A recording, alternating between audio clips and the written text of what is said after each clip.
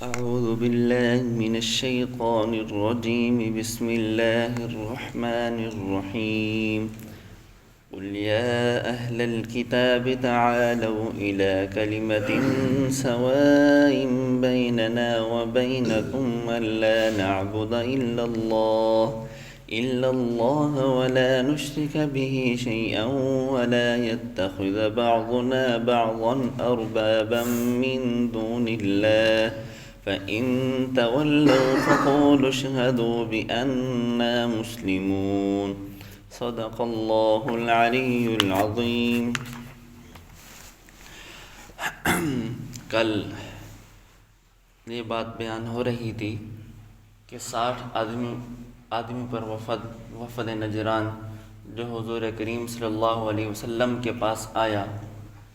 یاد ہے 60 آدمی تھے جو آپ صلی اللہ علیہ وسلم کے پاس آئے. ان میں سے کچھ سیاسی لوگ بھی تھے اور کچھ مذہبی لوگ بھی تھے. اصل مقصد تو ان کا سیاست پہ تھا کہ ہم آپ کی باوفا رعیت میں سے ہیں، آپ ہم پر جو بھی قانون لاگو کریں ہمیں آپ بتا دیں، اور ہم پر آپ جو بھی جزیہ اور ٹیکس کریں ہمیں وہ بھی بتا دیں. اصل بات ان کی یہ تھی.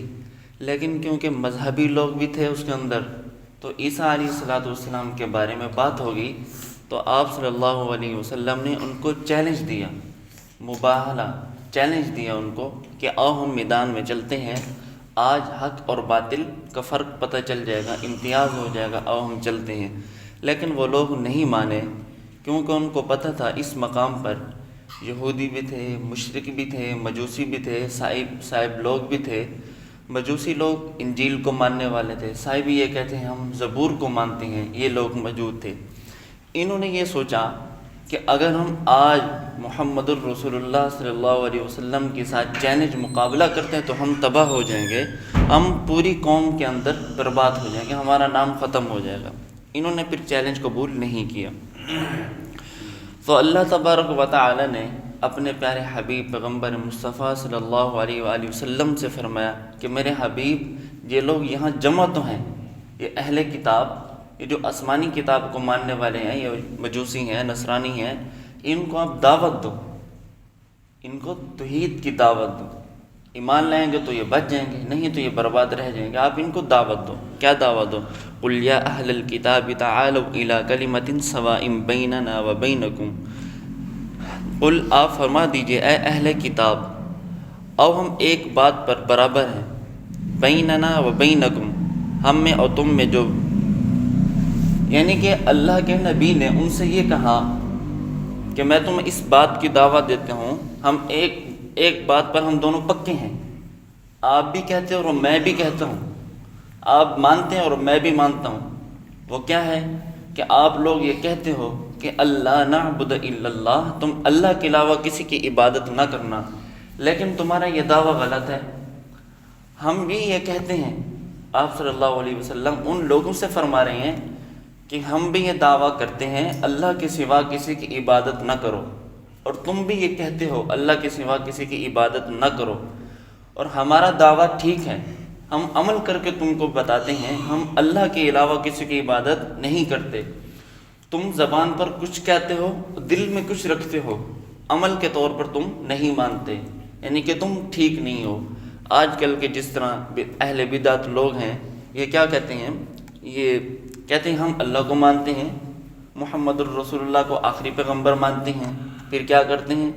جاتے ہیں پیروں کے پاس، وہاں پر سجدہ کرتے ہیں. سجدہ کرنا اتنا بڑا شرک ہے، اتنا بڑا گناہ ہے، بہت بڑا گناہ ہے. اللہ رب العزت کی ذات میں کسی اور ذات کو شامل کرنا یہ بہت بڑا گناہ ہے.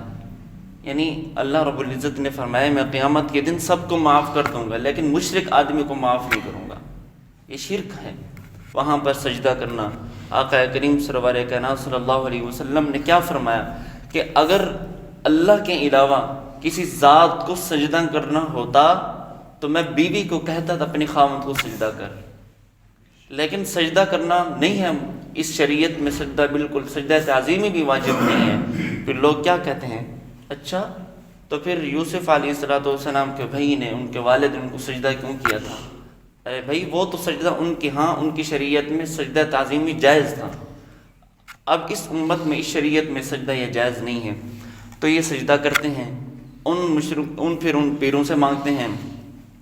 آپ جاتے ہوں گے دربار میں، آپ دیکھا کریں لوگ ان کی چوکھٹ کو یوں چوم رہے ہوتے ہیں، یہ قبلہ و کعبہ بھی ان کا وہی ہوتا ہے، وہاں پر اپنی ایسے دعائیں مانگ رہے ہوتے ہیں، گر گرا رہے ہوتے ہیں۔ یہی دعا مسجد میں بیٹھ کر بھی اللہ رب العزت سے مانگی جا سکتی ہے، وہاں بھی جائیں مانگ سکتے ہیں، لیکن وسیلہ دے کے ہم مانگیں کہ یا اللہ یہ خواجہ فرید الدین آپ کا ولی ہے، آپ کا بندہ ہے، میں اس کے صدقے سے آپ سے میں دعا مانگتا ہوں کہ میری اولاد نہیں ہے، مجھے نیک نرینہ اولاد عطا فرما، میرے کاروبار میں برکت عطا فرما۔ ہم ان کا وسیلہ دے کر دعا مانگ سکتے ہیں کہ اللہ رب العزت دعا قبول کرتے ہیں، ضرور کرتے ہیں۔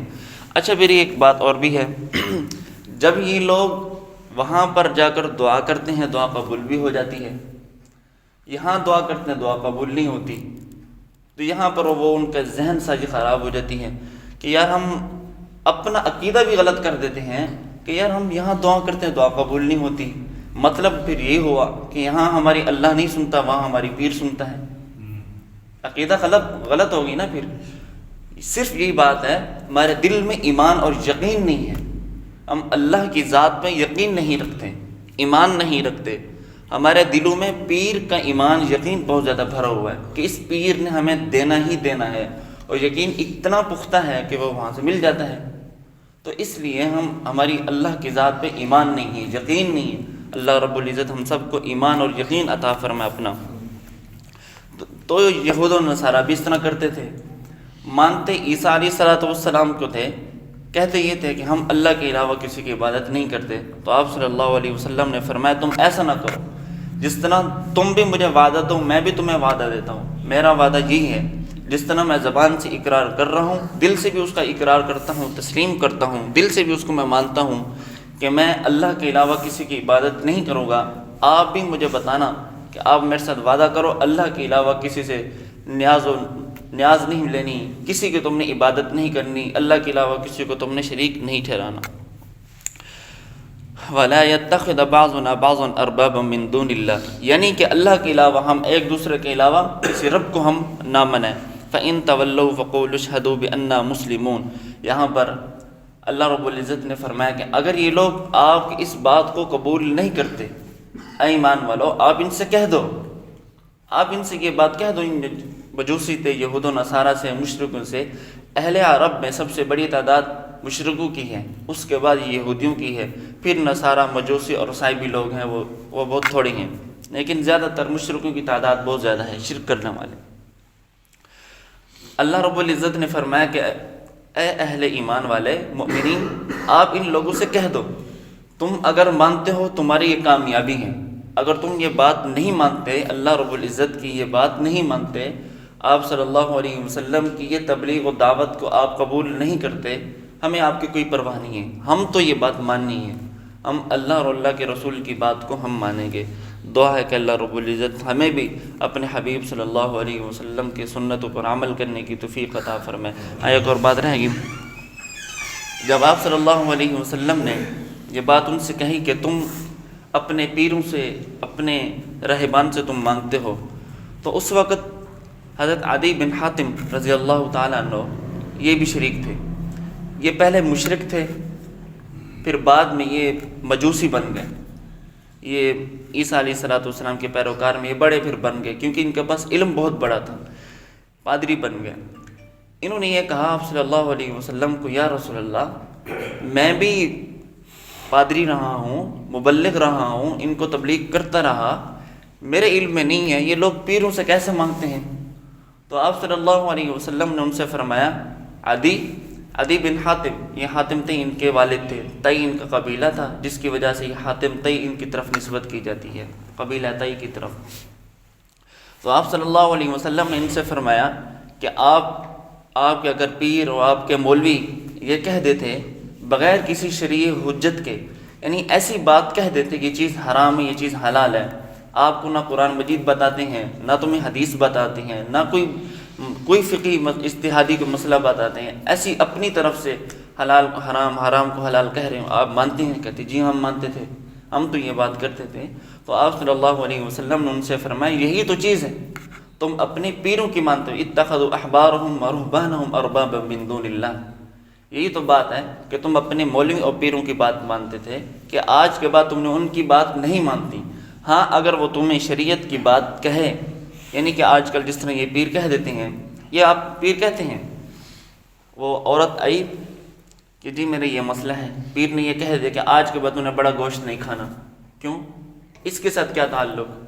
تو نے فلاں چیز نہیں کھانی، آج تو نے 5 دن کی نمازیں نہیں پڑھنی، آج سے 5 دن کی نمازیں نہیں پڑھنی، کیوں ایسے کہہ رہی ہیں؟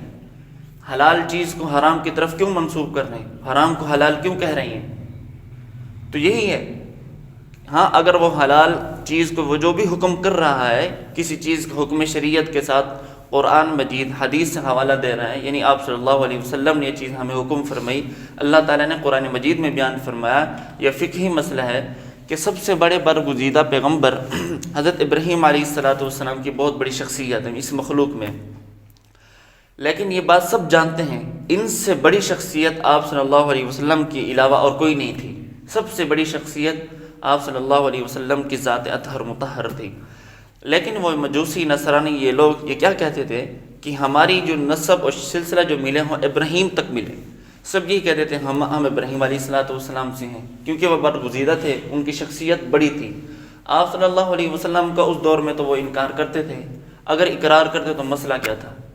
انکار کر رہے تھے، وہ پھر حضرت ابراہیم علیہ السلام تک اپنا شجرہ لے جاتے تھے کہ ہم بھی ان سے ہیں، ہم بھی ان سے ہیں۔ آج کل کے اہل بدعت لوگ بھی یہی کہتے ہیں ہم فقہ حنفی سے ہیں، حالانکہ ان کے فقہ کے ساتھ کوئی تردید نہیں ہے، کیونکہ فقہ حنفی میں بہت بڑی مشرکوں کی تردید کی ہے۔ دعا ہے کہ اللہ رب العزت ہمیں بھی قرآن مجید اور حدیث پر آپ صلی اللہ علیہ وسلم کے احکامات پر عمل کرنے کی توفیق عطا فرمائے۔ وما علینا الا البلاغ المبین۔